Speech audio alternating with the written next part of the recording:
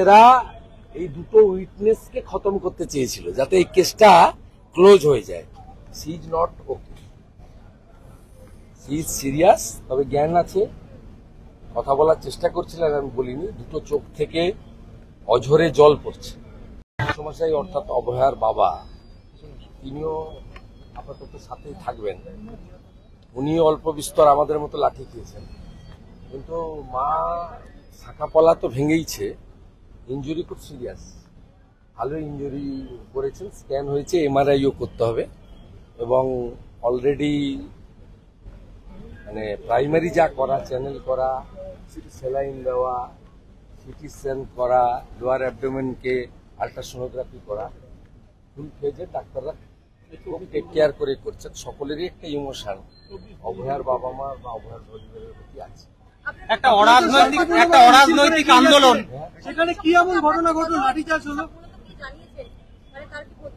এক্ষুনি কি বলবে, অ্যাডমিশন নিলেও মানে she is not okay, she is serious, তবে জ্ঞান আছে, কথা বলার চেষ্টা করছিলেন, আমি বলিনি। দুটো চোখ থেকে অঝরে জল পড়ছে, সেটা হয়তো মেয়ের বিচার চাইতে গিয়ে মার খাওয়ার জন্য হতে পারে।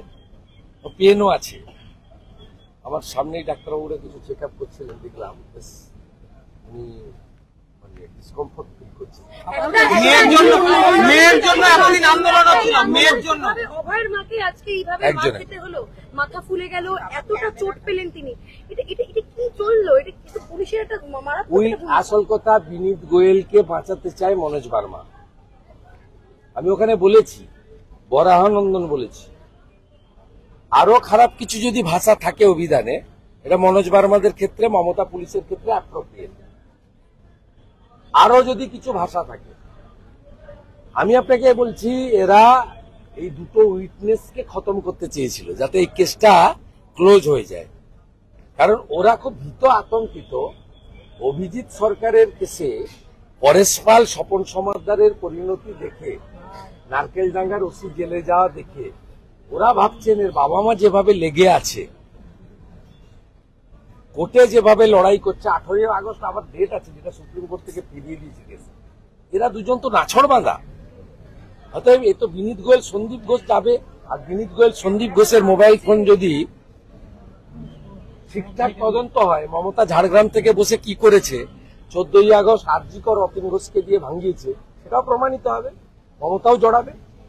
তাই আজকে মমতা পুলিশকে মনোজ বার্মার নেতৃত্বে মানে একেবারে হিংস্র কুকুরের মতো এদেরকে, তাদেরকে লেলিয়ে দেওয়া হয়েছে, বাবা মা সহ আন্দোলনকারীদের। আজকে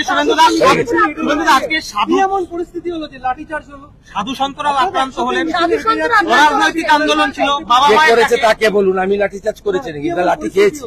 পরিস্থিতিটা কি হলো?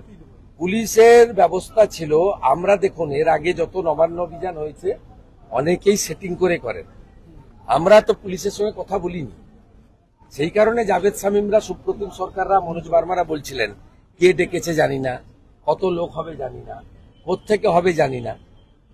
কেন বলে করতে হবে? হাইকোর্ট তো বলেই দিয়েছে এটা রাইট। আপনি ভিডিওগুলো দেখুন, ওয়ান সাইডেড, একটা সিঙ্গেল লাঠি ছিল না কারোর হাতে, কতগুলো ব্যানার ছিল, তাও প্লাস্টিকের স্টিকে, একটা লোকের হাতে ইট পাথর ছিল না।